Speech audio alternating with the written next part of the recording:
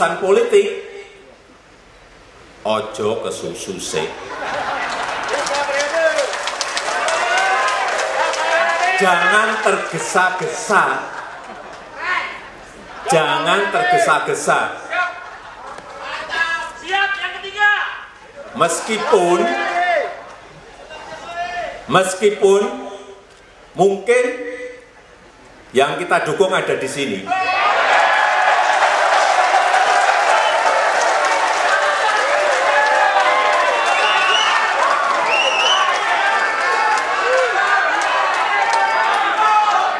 Sudah dibilang, jangan tergesa-gesa, ojo kesusu.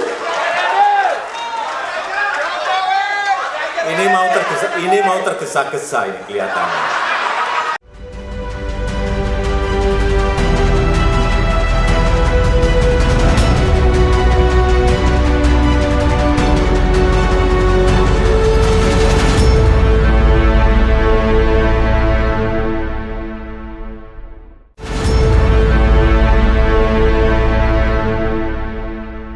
Assalamualaikum warahmatullahi wabarakatuh.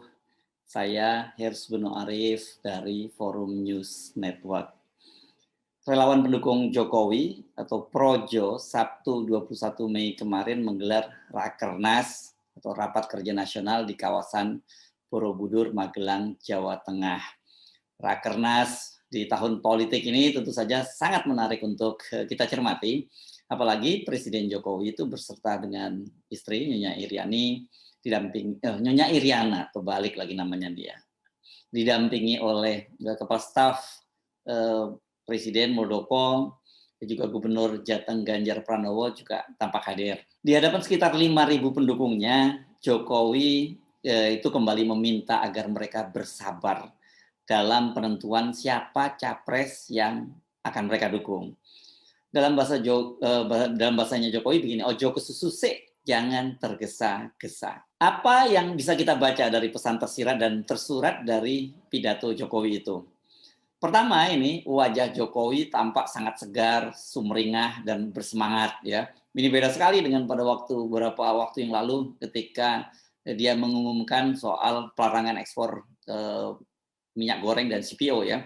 Ini mungkin karena bertemu dengan ribuan relawannya, ini tampaknya memberikan semacam energi positif bagi Jokowi. Kedua, ini Jokowi tampaknya sudah mulai pede lagi menghadapi berbagai persoalan krisis politik maupun ekonomi. Kalau dari sisi ekonomi, kelihatannya harga minyak goreng seperti dikatakan oleh Jokowi akan turun lagi menjadi Rp14.000 per liter. Ini saya kira sebuah keyakinan yang perlu kita pertanyakan ya, jangan terlalu optimis dulu ya. Ini karena mengingat kan Pak Jokowi ini dikenal sangat senang memberikan semacam harapan angin surga, atau ada orang yang menyebutnya juga semacam harapan palsu. Sebab banyak yang memperkirakan kalau dari indikator ekonomi termasuk berbagai faktor produksi lainnya, misalnya sebentar lagi pemerintah juga harus menaikkan harga bahan bakar. Ya angka seperti itu berat untuk dicapai ini ya. Tapi Pak Jokowi kemarin menyatakan akan dalam waktu 1-2 pekan ini akan turun kembali menjadi 14.000. Kita tunggu saja, dan kalau kemudian ternyata tidak tercapai, ya nggak usah marah-marah, nggak usah kaget. Itu kan biasa ya kalau janjinya nggak terpenuhi itu ya. Nah, Jokowi juga tampak segar ini karena kelihatannya tekanan politik berkaitan dengan kelangkaan minyak goreng tadi itu mulai sedikit mengendor. Kan Anda harus perhatikan ya, ada krisis ekonomi, krisis yang berkaitan dengan krisis politik. Dalam minyak goreng ini ada persoalan adanya tekanan dari publik berupa antrian panjang selama berbulan-bulan dari emak-emak, dan kemudian yang terakhir yang cukup mengagetkan adalah ketika akhirnya Jaksa Agung menetapkan dan menangkap 4 orang yang disebut-sebut sebagai mafia minyak goreng. Jadi salah satunya pada waktu itu adalah Dirjen Perdagangan Luar Negeri Kementerian Perdagangan Indrasari Wisnuwardana. Dan setelah kita terkejut-kejut gitu kan, waktu itu dia menyatakan bahwa akan ada kejutan baru lagi. Tetapi setelah itu kita tunggu-tunggu, ternyata Jaksa Agung hanya mengumumkan nama baru, yakni Lin Che-wei sebagai tersangka baru. Ya, Lin Che-wei ini bukan big fish ya, bukan tangkapan besar, apalagi yang kita harapkan misalnya menyerempet nama-nama besar di lingkar dalam istana, atau kalau tidak langsung ke sekitar istana, setidak-tidaknya para menteri di kabinet, karena orang tetap bertanya-tanya, mana mungkin sih ada seorang dirjen gitu bisa membuat krisis semacam itu bisa menjadi mafia yang mengakibatkan krisis minyak goreng sampai berbulan-bulan, dan kemudian sampai Menteri Perdagangan sendiri mengaku dia tidak mampu menghadapi para mafia minyak goreng ini. Jadi wajar kalau kemudian mereka berharap akan ada nama besar lain di luar itu. Dan pada waktu itu kan Jaksa Agung juga ketika ditanya oleh media apakah ini sampai ke level menteri, dia menyatakan jika ada cukup bukti yang kuat, dia tidak akan segan-segan sampai menangkap sampai ke level menteri ya. Jadi sementara ini bisa sedikit bernafas lega karena yang disasar itu baru levelnya Lin Chi-wei. Benar, memang media dan netizen itu menampilkan foto Lin Chi-wei bersama dengan Jokowi dan menyebutnya sebagai salah satu tim ses dari Presiden Jokowi. Tapi dapat dipastikan ibarat memakan bubur panas ini kelihatannya Jaksa Agung ini menerapkan tidak dia langsung makan ke tengah-tengah ya, langsung ke yang bubur yang panas karena dia bisa kejeblos nih kalau salah gitu.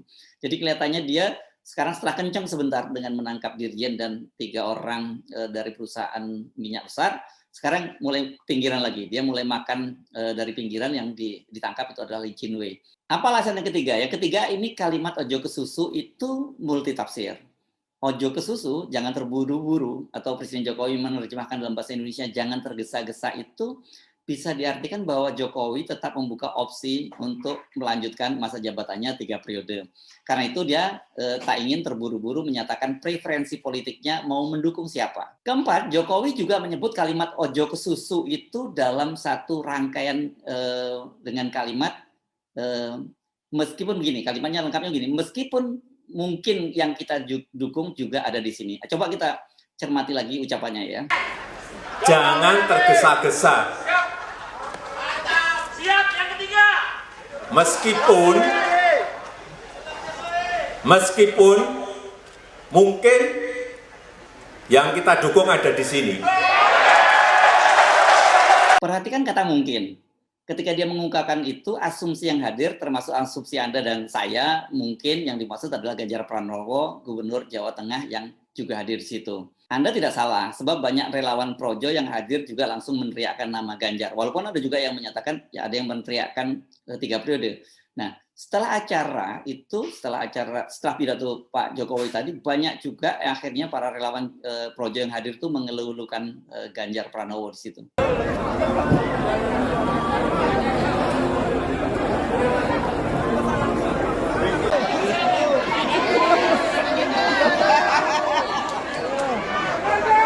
Ganjar.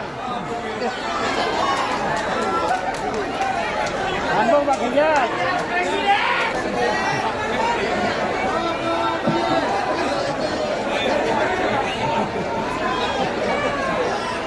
Nah tadi Presiden Jokowi sudah mengingatkan ojo ke susu, jangan tergesa-gesa. Sekarang giliran saya mengingatkan Anda, ojo ke susu juga mengambil kesimpulan ya. Jangan tergesa-gesa mengambil kesimpulan bahwa Ganjar yang akan didukung oleh Jokowi. Harus dicatat, Jokowi itu adalah seorang politisi yang selama ini kata-katanya sangat sulit dipegang. Bahkan ada seorang profesor dari UIN, IAIN Syarif Hidayatullah Jakarta yang sekarang menjadi Ketua Dewan Pers, Profesor Azumadi Azra, meminta kita untuk menafsirkan secara terbalik setiap kali apa yang disampaikan oleh Presiden Jokowi. Jadi, tolong jangan kesusu mengambil kesimpulan. Jokowi tadi menyebutkan kata mungkin, yang akan kita dukung mungkin dan ada di sini. Ada 2 kata itu ya, mungkin dan ada di sini. Apa yang kita simpulkan dari kalimat bersayap itu? Pertama, bisa saja nama yang dia maksud itu adalah dirinya sendiri. Jadi bukan Ganjar. Jokowi kan juga ada di situ. Jadi dia termasuk yang ada. Jadi mungkin ada di situ. Jadi yang akan didukung mungkin ada di situ, kata Jokowi. Jadi dia ada juga di situ. Dan yang jelas selama ini kan para pendukung Jokowi itu atau Projo ini sudah sumpah mati tahun 2024 derek Pak Jokowi. Pecah gesang derek Pak Jokowi gitu, hidup mati ikut Pak Jokowi. Jadi kalau Pak Jokowi memutuskan akan maju kembali, ya mereka pasti akan mendukung. Kedua, Jokowi dan orang-orang seputarnya lingkar dalam istana, terutama tentu saja yang digalang oleh Pak Luhut Panjaitan dan para menteri-menteri ke bawah, itu kan bagaimanapun juga tetap menyiapkan opsi agar Jokowi bisa kembali maju untuk 3 periode. Rakernas Projo ini bisa menjadi indikator bahwa opsi itu masih tetap disiapkan dan masih dibiarkan hidup ya. Dan kehadiran Jokowi dan pernyataannya yang menggantung dengan dalam kalimat ojo ke susu tadi merupakan sebuah isyarat kuat. Jadi ini juga bisa disebut sebagai semacam apa ya, test case gitu, berapa hangatnya, berapa dalamnya air gitu, atau how deep the waters gitu. Nah kalau ternyata tidak terlalu dalam, ya mungkin opsi itu akan terus jalan. Nah sekarang pertanyaannya bagaimana caranya Jokowi bisa mewujudkan niatnya tetap memperpanjang masa jabatan selama 3 periode dan bagaimana dengan nasib Ganjar. Secara proses politik di DPR, proses legislasi benar bahwa pintu amandemen yang memungkinkan dia menjabat selama 3 periode itu telah tertutup. Apalagi partai-partai pendukungnya semua sudah balik badan. Yang paling keras itu sikapnya adalah PDIP dan Nasdem. Pembahasan di DPR mengenai amandemen ini juga dipastikan akan ditutup sampai tahun 2024. Tapi tolong perhatikan perkembangan politik terbaru saat ini pasca terbentuknya koalisi. Saya menyebutnya koalisi dalam tanda petik ya. Golkar, P3, dan Partai Amanat Nasional. Saya sarankan Anda memperhatikan timing pembentukan koalisi ini. Koalisi ini kan muncul tak lama setelah bocornya informasi Ketua Umum Partai Golkar, Erlangga Hartarto, bakal dikudeta. Dan dalam pernyataannya kan ketika setelah mereka bertemu dengan Suharto Manoarfa, bertemu dengan Zulkifli Hasan, Erlangga itu menyatakan bahwa mereka ingin melanjutkan pembangunan di era pemerintahan Jokowi karena sudah merasakan manfaatnya. Kita akan mengawal pembangunan sampai dengan 2024 dan tentunya melanjutkan apa-apa yang dilakukan dan yang baik untuk periode selanjutnya. Itu kata Erlangga ketika dia melakukan acara halal bihalal dengan seluruh pengurus Golkar di Jakarta hari Rabu kemarin, tanggal 18 Mei ya. Tolong dipegang saja kalimat Erlangga itu. Mengawal pembangunan sampai 2024 dan tentunya melanjutkan apa-apa yang dilakukan dan yang baik untuk periode selanjutnya. Catat kata periode selanjutnya. Jangan terlalu percaya pernyataan para fungsionaris Golkar bahwa opsi mengusung Erlangga sebagai capres itu merupakan harga mati. Jadi apa maksudnya? Jadi artinya koalisi ini nanti akan mengusung Erlangga sebagai calon presiden. Saya kira itu hanya basa-basi politik ya, kalau kita nggak mau menyebutnya sebagai penyesatan politik gitu ya, penyesatan opini politik. Posisi Erlangga sendiri kan di Golkar saat ini sangat rentan ya, dia rawan sekali digoyang oleh tim istana ya. Media menyebutnya bahwa yang menjadi operatornya sekali ini juga Pak Luhut Panjaitan. Nah, elektabilitasnya kan juga katakanlah kalau dia nggak digoyang dari Golkar, elektabilitasnya juga hanya di bawah 1%. Walaupun sudah didongkrak dengan berbagai baliho dan kampanye yang masif juga nggak naik-naik. Jadi ya nggak mungkin lah misalnya katakanlah P3 dan PAN ini mau mendukung Erlangga Hartarto menjadi capres dengan potensi menang yang sangat berat seperti itu. Yang mudah dijelaskan ya mereka ini sebenarnya koalisi terpaksa gitu ya karena ada sandera politik. Jadi memang ini tiga partai ini disiapkan untuk skoci dari Jokowi. Siapa yang menggunakan? Nah, nanti kita bicarakan. Yang sangat mungkin sekarang ini koalisi ini akan kembali digunakan oleh Jokowi. Sebab dari sisi persentase perolehan kursi di DPR, mereka ini sudah memenuhi syarat presidensial threshold 20%. Tinggal dicari caranya bagaimana menerobos barrier ketentuan perundang-undangan bahwa seorang presiden tidak boleh menjabat sampai 3 periode. Kalau tetap tidak bisa diterobos ketentuan 3 periode karena sudah digembok mati oleh PDIP dan Nasdem plus partai-partai oposisi seperti PKS dan Demokrat, maka sesungguhnya masih ada 2 opsi yang tersedia. Pertama, opsinya adalah Jokowi berpasangan dengan Prabowo. Loh, itu kan berarti 3 periode. Enggak, kali ini beda. Tapi Jokowi sebagai calon wakil presidennya. Boleh dong kalau Jokowi menjadi calon wakil presidennya dan Prabowo menjadi presidennya itu enggak melanggar Undang-Undang Dasar. Nah, saya mendengar opsi ini dari berbagai sumber. Opsi ini termasuk yang dipertimbangkan secara serius oleh timnya Jokowi. Yang kedua, kalau semua upaya tadi, 3 periode buntu, Prabowo Jokowi juga gagal, nah barulah di sini kartu Ganjar dimainkan sebagai pintu darurat atau emergency exit, sebagai sekoci penyelamat bagi Jokowi. Yang penting, pemerintahan berikutnya ini harus tetap dipegang oleh orang yang bisa dikendalikan oleh Jokowi gitu, dan dikendalikan bukan hanya Jokowi, dikendalikan oleh kepentingan-kepentingan yang selama ini berada di balik Jokowi, dan itu dipastikan oleh Ganjar orangnya. Anda pasti bertanya, mengapa di judul saya menyebut kemungkinan Ganjar berpasangan dengan Menteri Negara BUMN Erick Thohir? Bagaimana hitung-hitungannya, siapa saja yang akan digandeng, termasuk bagaimana masa depan Prabowo Puan, atau nama Anies Andika. Nah, ini nama terakhir ini juga seru nih, yang belakangan ini santer juga disebut-sebut akan berpasangan. Saya akan membahas ini di konten berikutnya.